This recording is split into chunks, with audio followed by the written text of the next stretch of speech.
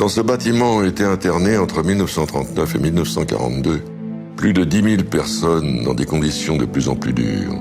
Réfugiés en France, la plupart fuyaient le totalitarisme, le fanatisme et les persécutions en Europe. Oh, c'est un souvenir de jeunesse, pas particulièrement joyeux, mais ça fait partie de ma vie. La police est venue avec une rafle, elle est venue nous chercher et nous a amenés avec un autobus dans les camps des Milles où on a tout de suite enlevé nos papiers. Comme ça, c'était déjà plus difficile là pour partir. Il y avait de tout, hein. Il y avait des gens, il y avait des Tchèques, il y avait des Polonais, il y avait des Allemands, des Autrichiens, des Hollandais. Là, à midi, il y avait une soupe où nageaient quelques vagues trucs dedans. Les conditions d'hygiène étaient extrêmement discutables. Tous les jours, on allait chercher l'eau dans un puits qui est, je sais pas combien de... Enfin, on marchait pendant peut-être 10 minutes pour chercher de l'eau dans un puits, accompagné par des gardes. Et on faisait la toilette comme ça, comme on pouvait, quoi. Il y a eu quand même une vie sociale qui s'organisait. Il y avait quelques représentations de théâtre. Et on passait tout notre temps à bavarder, à rire. On a même dansé. Vous voyez, on a fait un tas de choses parce qu'on était insouciante à cet âge-là. Je n'avais que 18 ans. On essayait quand même de ne pas s'abrutir, de ne pas se laisser aller. On savait qu'on n'allait pas rester là, mais on ne savait pas où on allait nous amener et pourquoi. On pensait qu'ils allaient rester jusqu'à la fin de la guerre internés dans l'artillerie. Un jour, on nous a dit, vous descendez tous dans la grande cour et vous laissez tous vos affaires dans la salle en haut. À ce moment-là, un train de 5 wagons s'est avancé juste en face du camp. Les rails des chemins de fer étaient juste en face. Et on a commencé à appeler les gens. Et on embarquait là, je ne sais pas combien ils étaient là, puis on entendait crier les gens. Les enfants qui étaient séparés des parents, enfin c'était atroce. Dans ma mémoire restent toujours les wagons avec les gens qu'on jetait presque à l'intérieur parce qu'ils ne pouvaient pas monter. Pour les personnes plus âgées, les wagons, il n'y a pas d'escalier, il n'y avait pas de marche, rien du tout. Il fallait les hisser là-dedans. On avait tellement peur que quand on a commencé à embarquer les gens aux Milles, des gens, des femmes surtout, se sont jetées du 2e étage du bâtiment par terre, préféraient mourir plutôt que d'être embarqués dans les wagons. C'était difficile de faire quelque chose pour ces gens-là. Le village de Les Milles a fermé toutes les fenêtres, tous les magasins étaient fermés. À chaque fois qu'il y a une déportation, toute la ville était complètement fermée. Imaginez ce qui allait se passer, c'était une vue de l'esprit. Ça ne nous a même pas touchés. Ça n'allait pas être joyeux ce qui nous attendait. Mais comme on allait nous exterminer en masse, ça c'était une chose qu'on ne pouvait pas imaginer. L'histoire du camp des Milles témoigne de l'engrenage des intolérances successives, xénophobes, idéologiques et antisémites qui conduisirent à la déportation de plus de 2500 hommes, femmes et enfants depuis les Milles vers le camp d'Auschwitz, via Drancy ou Rivesaltes. Il faisait partie des 11 000 juifs de la zone dite libre qui, avant même l'occupation de cette zone, ont été livrés aux nazis par le gouvernement de Vichy, puis exterminés dans le cadre de la solution finale. Pendant 3 ans, de très nombreux artistes européens furent internés au camp des Milles, tels que Max Ernst ou Hans Bellmer. Ces internés surent résister à la persécution par la création intellectuelle. Plus de 300 œuvres furent ainsi créées au camp des Milles. À l'entrée du four de la Tuilerie, on peut lire « 10 catacombes », en référence au célèbre cabaret berlinois du même nom, où certains se réunissaient avant le nazisme. Au camp des Milles, 10 catacombes fut un haut lieu de la résistance par l'art et la création. Les internés s'y retrouvaient le soir, à l'occasion de manifestations culturelles.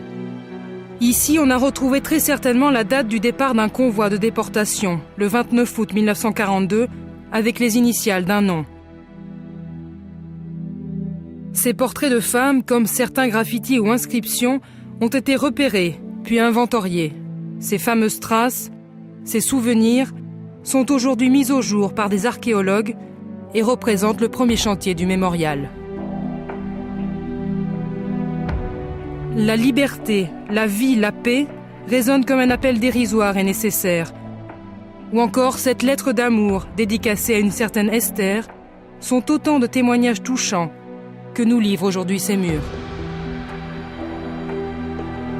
Plusieurs croix gammées ont été découvertes de l'époque du camp, mais aussi plus récentes, hélas. Elles seront conservées comme un marqueur du mal, dont les braises ne se sont pas éteintes, en même temps que le nazisme. Après la pénible, piteuse et pitoyable défaite de 1940, il m'était insupportable de voir la France occupée. Il m'était insupportable de voir les nazis qui étaient à la fois racistes, xénophobes, antisémites et contre tous les handicapés. Et par conséquent, il m'est vite devenu insupportable de rester les bras croisés. C'est dans ces conditions que j'ai décidé de m'engager dans les forces françaises libres du général de Gaulle et j'ai fait le débarquement en Normandie lorsque j'ai appris en 1982 qu'il y avait tout près d'Aix un camp qui avait été un camp d'internement et de déportation vers les camps allemands. Nous avons fondé avec Denise Soros-Marter, une ancienne déportée, avec Louis Montguilan, qui était un ancien déporté et ancien résistant.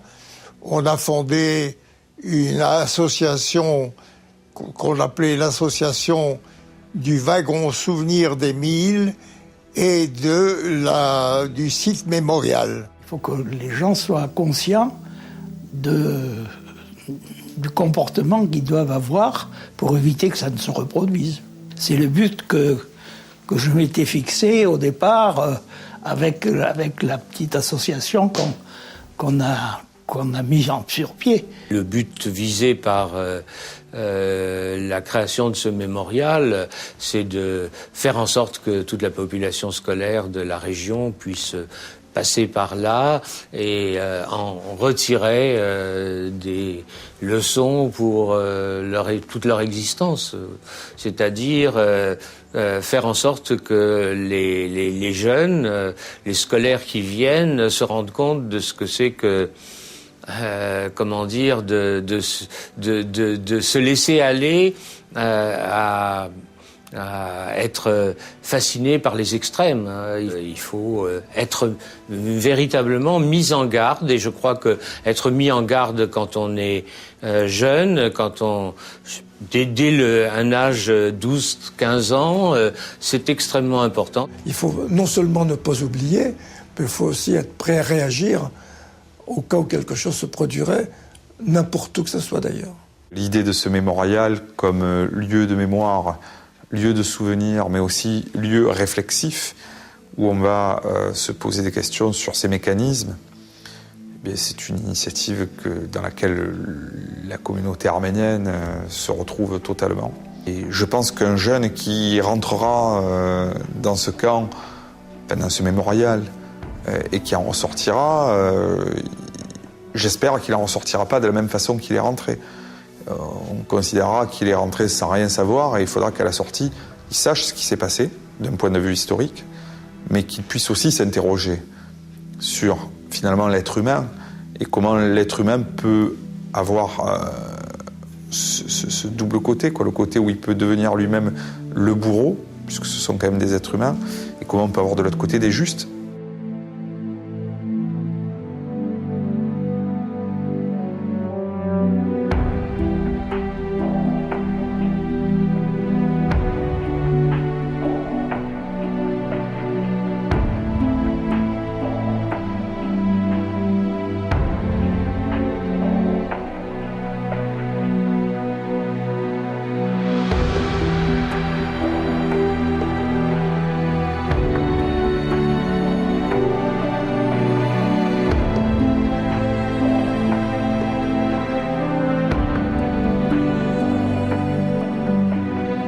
face au racisme, à la lâcheté et à l'indifférence. Des résistants aux mille comme ailleurs sauvèrent l'honneur de la France et de l'humanité. Les victimes espéraient que l'on se souvienne afin d'éclairer notre vigilance aujourd'hui et demain. Si l'écho de leur voix faiblit, nous périrons. Paul Éluard.